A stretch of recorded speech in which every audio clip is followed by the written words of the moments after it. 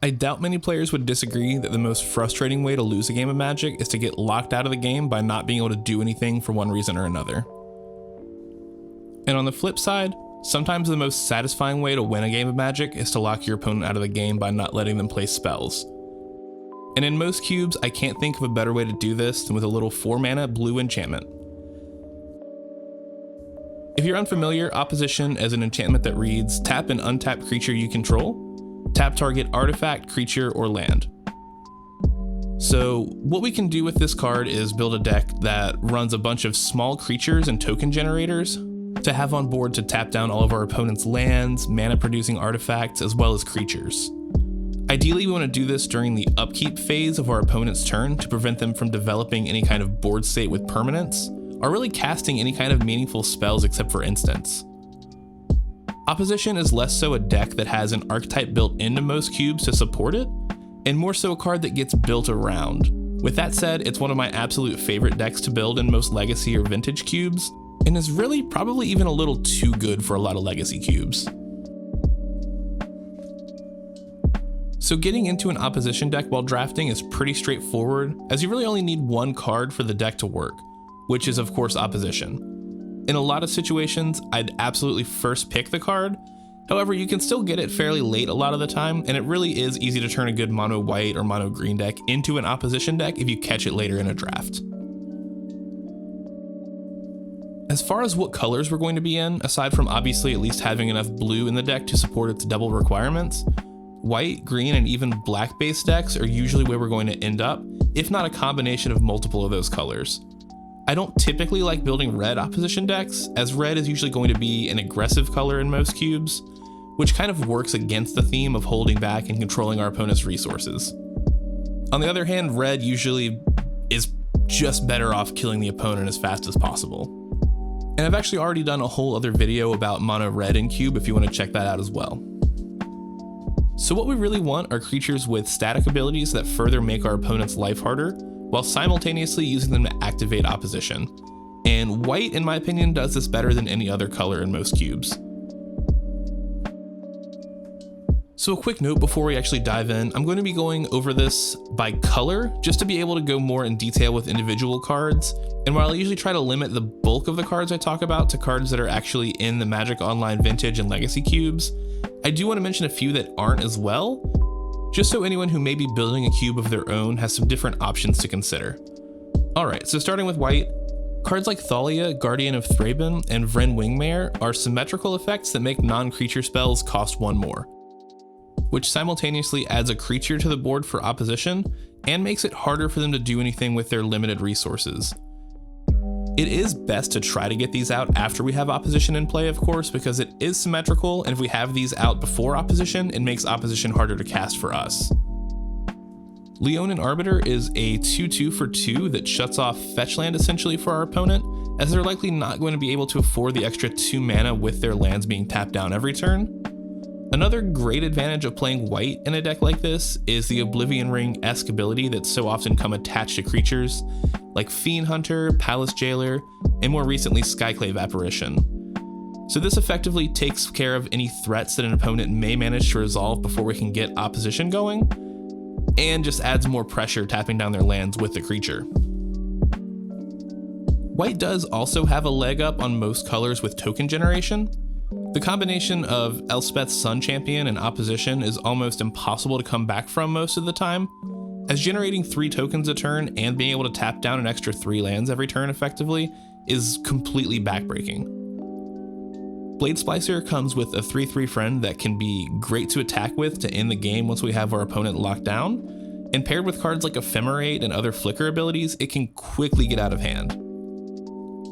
Bramaz is another great option for pushing damage through a lock, and also quickly builds a board of tokens to feed Opposition. Lingering Souls is a great 2-for-1 or even 4-for-1 if we're able to splash black, and Spectral Procession can easily generate 3 spirits for 3 mana.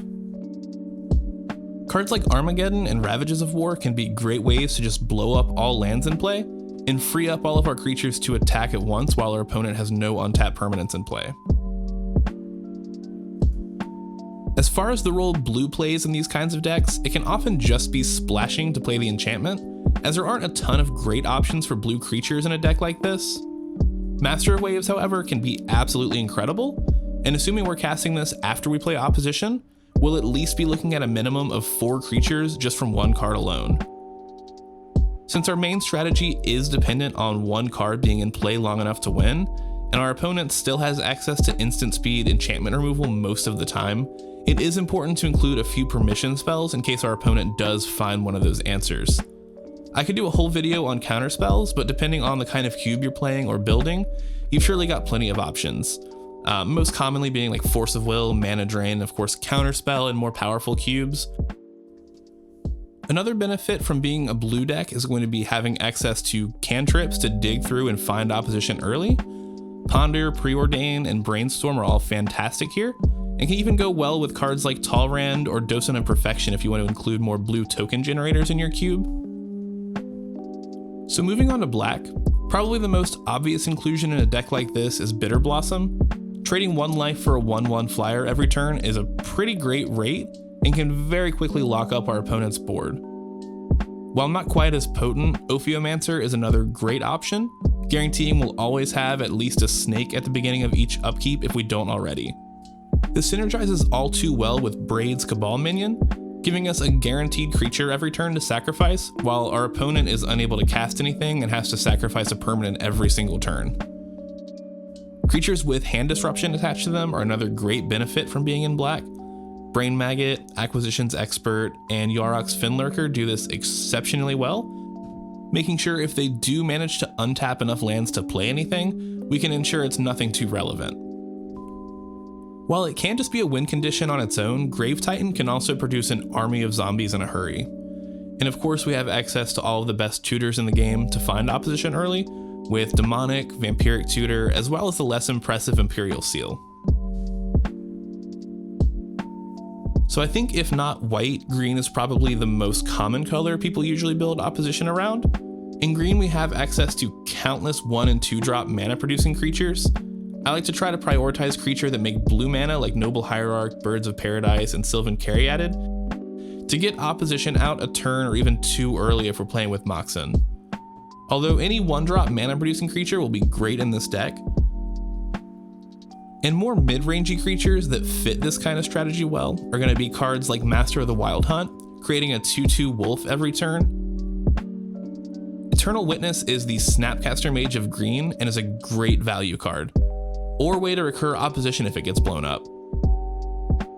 Deranged Hermit might be a little crazy, but he does bring 4 squirrels with him, which is honestly all the incentive I need to hang out with somebody. And probably the single most game-winning card in a green-based opposition deck is Avenger of Zendikar. If this resolves and you're able to untap with it, your opponent just isn't going to see another turn. Paired with creatures that let you play extra lands like Oracle of Moldiah and Dryads of the Illagene Grove, you can also just overrun your opponents with plants very quickly. So if we do end up in a spot where we have a flexible enough mana base to include a few utility lands, there are quite a few that our deck can benefit from. Karakas is an amazing answer to any problematic legendary creature our opponent might be able to sneak out, which most cubes have no shortage of. Rishadan Port is a land that taps for colorless that can also be used to keep our opponent off of their mana in conjunction with opposition. And of course, Gaia's Cradle taps for 1 green for each creature we control, so assuming our deck is operating how it should, we can use this to ramp into larger token generators early on, like Avenger of Zendikar, Myr Battlesphere, or even any number of other game-winning spells. And land destruction like Strip Mine and Wasteland can set our opponents even farther behind and free up more of our creatures to attack with. So while opposition can often be a difficult deck to draft with intention, as there's no guarantee you'll get the 1 card that's necessary, if you can pick it up early or pivot into it later in a draft, it's one of my personal favorite decks to play, and I'd highly recommend everyone at least give it a shot just once if you have the opportunity. So that's all I have to say about building opposition decks in cubes. As always, if you haven't already, please subscribe, leave a like, and consider sharing this video. And as always, if you have questions or even just suggestions for videos in the future, leave those in the comments as well. Until next time, thanks for watching.